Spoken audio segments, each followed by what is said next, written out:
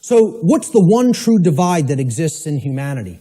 People say, oh, this is separation talk. We're all one. No, we're not. There is one true divide that does exist in reality. And here's what it is. The one true divide that separates humanity into two distinct types of individuals. The criteria for this divide is whether or not an individual believes in, quote, authority, and therefore believes that there is legitimacy to slavery. The two groups of people are the people who know slavery is never legitimate and people who believe that it can be legitimate. That's what actually separates humanity. See, all the other things, divide and conquer. Race, religion, sexuality, income, religious belief systems. These are all divide and conquer techniques. There's one real difference, whether somebody believes in slavery or not. And of course, people have called this difference statists and anarchists, right? So here's a couple of memes that I picked up on Facebook. Statism is the brilliant idea that we give a small group of people the right to kidnap, imprison, harass, steal from, and kill people so that we can be protected from people who kidnap, harass, steal from, and kill people. Yeah, that makes a whole lot of sense if you ask me. I think it's going to work out brilliantly with that system in place. Okay? An anarchist, I couldn't find any good pictures of anarchists because they're all fake anarchists who want to destroy property and think that they're somehow doing the world some good. You know, the black bloc. They're really communists in disguise. Okay? When you really boil down to it, they don't know what anarchy is at all. They're just some, Marxists who thinks that that ideology, that junk ideology is some kind of a pathway to freedom. It's a bunch of left-brain clowns who have no understanding of natural law. Go put your polka dot jumpsuit and some floppy shoes on and go get yourself a nice clown nose. Seriously, because that's what those people are. They're a joke. They're a joke. They don't know the first thing about what freedom is. Not the first thing. Okay? So I was looking for good pictures of anarchists. So I was going to put, maybe myself, Larkin Rose, Freeman, Frater X, people who get all this stuff, who I personally like their work, Michael Tessarion, etc., David Icke.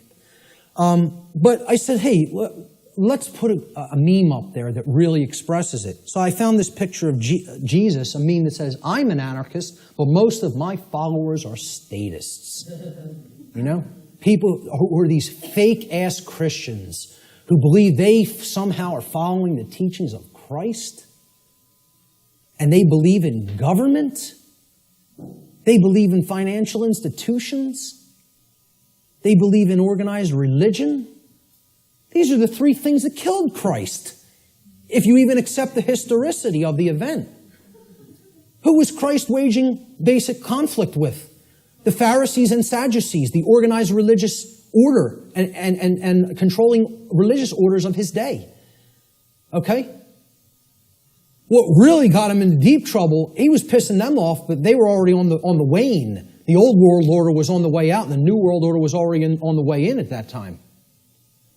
He got himself in real trouble when he went against the financial institutions, the money changers at the temple, taking people for a ride for temple coins. Right? And he flogged their ass. He took out the switch on them. Right? Not somebody who never got angry, who accepted evil and said, oh, it's just an experience, none of it matters. Took out the switch and beat their ass for usury. Okay? And then who finally put them to death? The police of their day. The Roman Empire. Roman centurions, the operating standing army and police of their day, the government. So who is he waging spiritual warfare against to try to bring righteousness into the world? And again, I don't care whether you accept it as historical fact or spiritual allegory. I could care less. Believe what you want. Doesn't matter. All that matters is the teaching. He was waging spiritual war against the three entrenched, mind control, religious establishments of his day. Organized religion, organized finance, and government. And people don't see it that way, so-called Christians, you know? Because they're not interested in the real teachings. They just want to call themselves something and identify it and say, oh, that magically makes me this, you know? Because you go to church on Sunday doesn't make you a Christian, you know? No more than going to a synagogue would make you align with the true teachings of the Torah. No more than, you know, attending a mosque would align you with the true teachings of Islam or any other religion, to take the core essence of the teachings of morality from those systems, you know? They're all people who claim these faiths in name only when they don't understand real freedom. So a statist is an individual who erroneously believes there's such a thing as authority that is vested in certain human beings, magically giving them the right to rule over other people. This authority means that certain people who we call government have the, quote, moral right to issue commands to those whom they rule, those under their jurisdiction, and that their subjects or slaves have a, quote, moral obligation to obey the arbitrary dictates or laws, quote unquote, that are set by their masters. Most simply put, a statist is nothing more than someone who believes in the legitimacy of slavery.